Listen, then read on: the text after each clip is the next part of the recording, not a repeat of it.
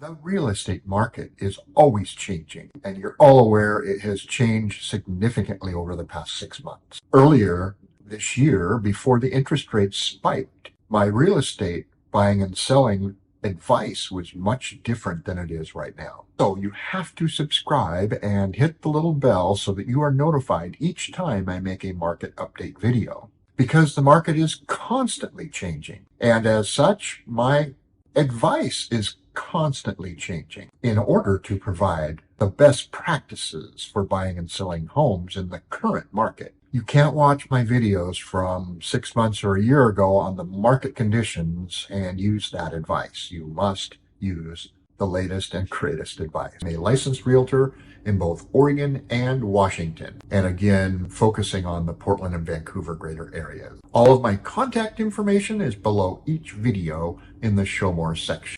My YouTube channel, which you are watching right now, has surpassed 45,000 views. That's approximately 4,400 hours of watch time accumulated. Analytics tell me a large percentage of these viewers are from California. There are an estimated 1 million people moving out of California this year. Let's talk about the advantages of moving to the Pacific Northwest and Washington being a no income tax state. Okay, I would like to think of myself as the poster boy for following my own advice. I followed my advice based on 2 videos. Here's one. So let's talk about my personal success story before I talk about implementing best practices for you. Our home went on the market in September. This was right when interest rates were really starting to peak, and it was on the market for 120 days. During this period, we had periodic showings, probably about 15 in total. We're not only dealing with the effects of the interest rates on the sale of homes, we're also looking at a natural seasonal decline in sales and real estate going into the holiday season. And our home is a floating home, and as such, it's a little more exaggerated slow season versus busy season. Since, people are going by in boats and thinking, wow, it'd be cool to live right here. There's not a lot of river activity going by in the winter months. There's some diehards out there for sure, but, the bulk of recreation happens in the summer. And as such, floating home sales slow down a lot during the winter. But if you need or want to sell your home, it won't sell if it's not on the market. Anyway, in the past, before the interest rates spiked, my advice was buy your new home before you sell your old home. When the market was hot, I recommended allowing showings within an hour of request. But now that the market has slowed, I'm recommending that we require 24 to 48 hours for a showing. This allows you to live in your home, not keep it in perfect order at all times. You can live in your home, have some time to prepare it for a showing. So on Thursday, we got a showing request, and on Friday, they viewed the home. Sunday, we received an offer, and it was for less than the asking price. But as all of you out there, you need to take every offer seriously and consider the cost of time of waiting until maybe spring or summer to sell your home as opposed to selling it right now, and what impact that less than asking price offer is going to have on your goals. But this is kind of a reality right now as homes are declining in value. Not significantly, but we are on a downward glide path for home values, primarily because of the high interest rates. Long story short, we accepted the offer.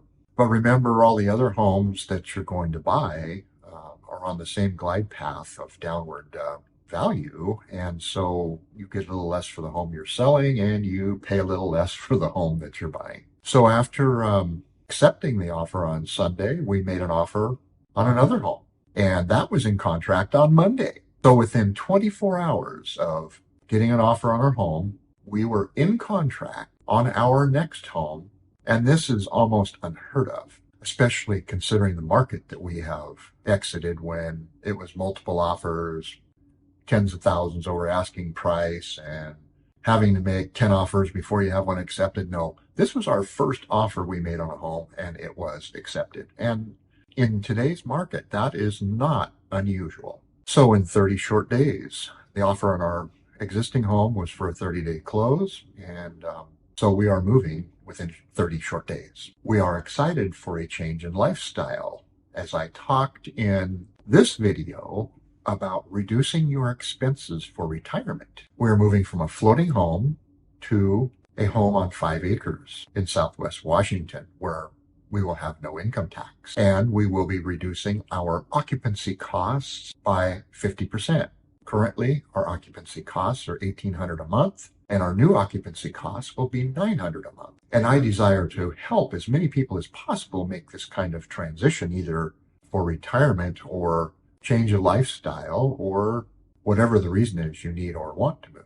Now, you may be asking yourself, this doesn't happen for all of us because he's a realtor and he can work a lot harder for himself than he can for me. No, that's not the case. I can do this for anyone with realistic expectations and motivation. I can make this work for anyone who will put their trust in me and hire me as their realtor. So in a nutshell, my advice is much different now than it was earlier in the year.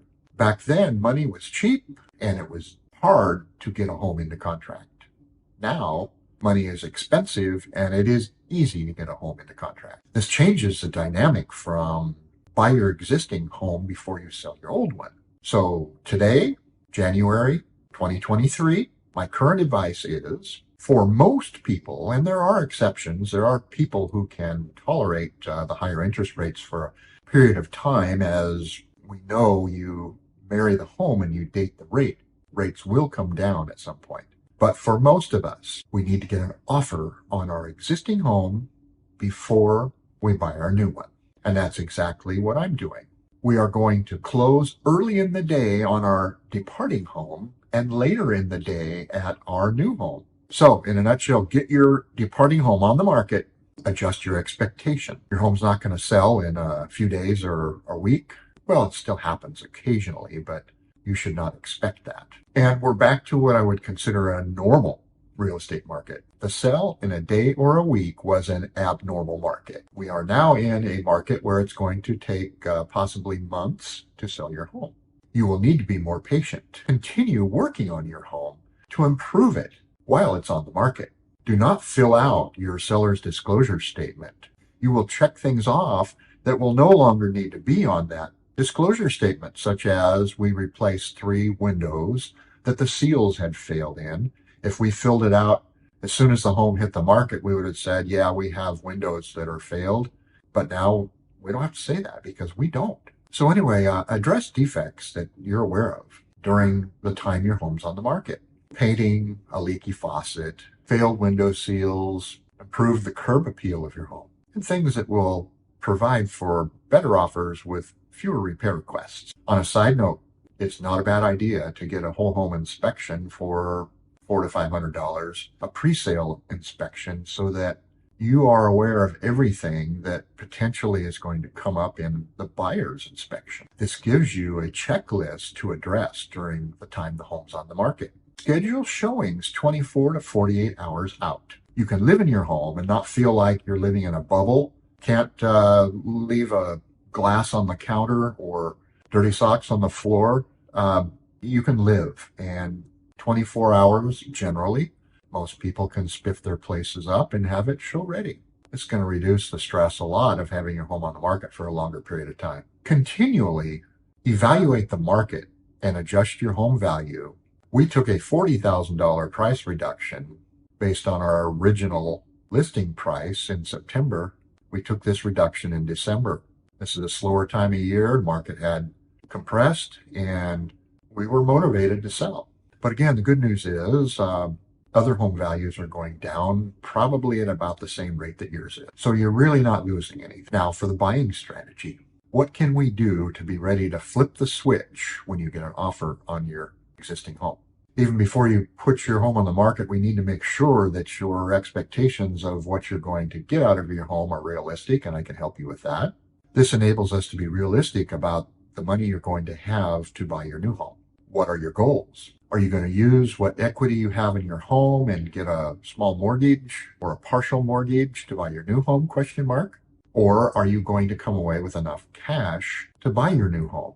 Either way, we need a top dollar figure of what you can spend on a home or what you're willing to spend on a home. I deal with many clients that spend much more for a home than they're willing to spend. So I have a great search tool that I can set anyone up with. We will set up parameters for price, square footage, area, lot size, features, everything.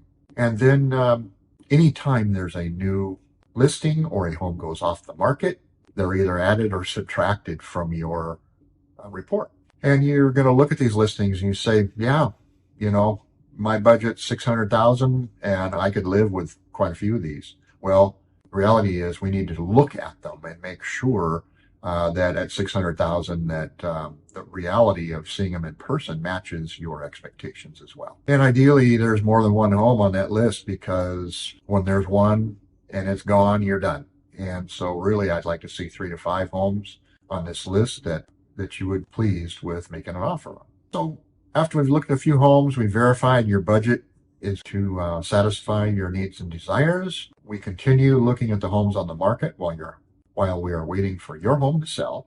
And maybe even periodically over the months, there's one that looks really good and we go look at it and, yep, if my home was sold right now, I'd buy that.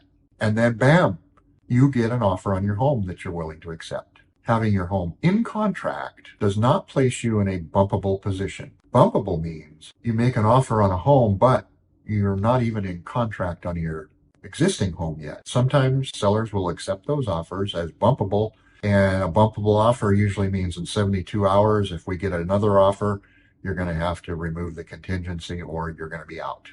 No, having an offer on your home already does not put you in bumpable status. All you need to do is close on your home, and you already have a date that you're going to close on the offer. But this creates a strong offer, especially if it's cash, because you won't need an appraisal unless you desire one, and there will be no financing contingency. In other words, if for some reason they can't loan you the money, then the deal falls apart and you get your earnest money back. No, there is no financing contingency with a cash sale. Now, there will be contingencies such as inspection contingency, homeowners association contingencies, etc. But the fact is, a cash offer makes a super strong offer, even if you need to close on the home that you currently have in contract. So now we're just going to need to match up the days on the offer we write on your new home to match departing home scheduled to close. And again, the offer on our departing home is 30 days. And when that closes, we're going to use the cash to buy our new home. 30 days is no problem when you're not worried about getting an appraisal or all those kinds of things. You could close easily in 2 weeks with cash. And on another side note, we will have the proceeds sent from the escrow company of our departing home sent directly to the escrow for our new home. We will never touch the money. It will be wired by escrow to escrow, which is a huge security benefit. And it also is super fast. There's no wiring the money into my account and then me having to go to my bank and set up a wire, which takes potentially a day or two to complete. No, when the money comes from escrow to escrow, bam, it's done. And so all we're going to have to do is bring a little bit of money for some closing costs and et cetera to closing from our own bank account. So this makes same-day closing very realistic. I really don't like the term simultaneous closing because one has to close before you have the money to buy your new home, but within a few hours is realistic. Okay, you're going to move out and move in the same day. So what are you going to do? Well, we have quite a few kids and they're going to help us move. We're going to rent a U-Haul for a week. The U-Haul for a week is $210 plus mileage. Crazy cheap. Much easier than renting a U-Haul, taking your stuff to storage, unloading it, reloading it, and taking it to your new home. No, the kids are available on Sunday. We're going to close on Wednesday. So they're going to come. We're going to unload our home on Sunday and put it into the truck and park the truck in a safe location for 3 days while we wait for the closings. We're either going to stay in a hotel or just keep a Murphy bed mattress on the floor and some very few things we can throw in our cars when we depart and spend that 3 days cleaning and patching holes in the walls, etc., so we can leave the home in great condition. So now let's talk about the market, January 2023. We are expecting inventory of homes to be up over the past couple of years, but still historically low. We are no longer in a crazy seller's market. But the fact is, the Portland, Vancouver area does have a housing shortage. If you look at the number of people moving into the area versus new homes being built, we're underbuilt. So we're going to continue to have an inventory problem for the foreseeable future, which is going to keep home prices from falling much and even in a down market, and it's going to create strong appreciation when the interest rates go down and a super strong buyer's market again when the interest rates go down. I doubt we'll see sub-3 interest rates again in our lifetime, barring another pandemic or something. I think we'll see rates in the 4s. I would not wait for interest rates to get down below 4% because you may never buy a home in that scenario. So sales really slowed this fall when the interest rates hit 5.25%, and they're up in the high 6s now. If you're looking for a new home, there are lenders that work with builders that are giving subsidized rates of 0.5 to 3/4 a point below. I just closed on one yesterday for a client at 6.1%, and that was a brand new home in Richfield. But fact is, it's a much better buyer's market now than it was last summer and for the past few years. We got our new home in the market with the first offer we made at below asking price. And again, you might say, well, that's because you're a realtor. That's true, but we followed my advice that I've been giving here since August. I have proven my advice works, but this advice is for the current time period. We have to change our tactics every time the market changes. Spring could bring another change in the market. Interest rates are potentially going to start falling again, and inventory usually goes up quite a bit in the spring. But again, remember, you marry the home and date the rate. The mortgage brokers are getting really creative with not necessarily new ideas, but bringing old ideas to the fore. One of the lenders I really like is advocating for, on a conventional loan, you can't do this with FHA or VA or some of the others, but you can get a credit towards qualifying for the payments of 2 homes by renting your departing home. Say you're going to get $3,000 a month for your departing home. That really helps your qualification for having 2 homes. It could really be beneficial to look at this program to actually, rather, since you probably have a super good mortgage on your old home, and that allows for generally positive cash flow on rentals, to go ahead and get a lease signed on your departing home and rent that out and buy your new home. And the rent credit is going to really help your qualifications for that second mortgage. But my advice is, if you can, to get your new home purchased while a buyer's market and refinance into a lower rate when the rates go down, when everybody else is scurrying to get into home again. This puts as many of the advantages in your favor as possible. So take advantage of the ease of getting into contract now with the interest rates you ultimately want later. And so with that, don't forget to subscribe and press the bell icon to be notified when my new real estate market videos are posted. Thank you.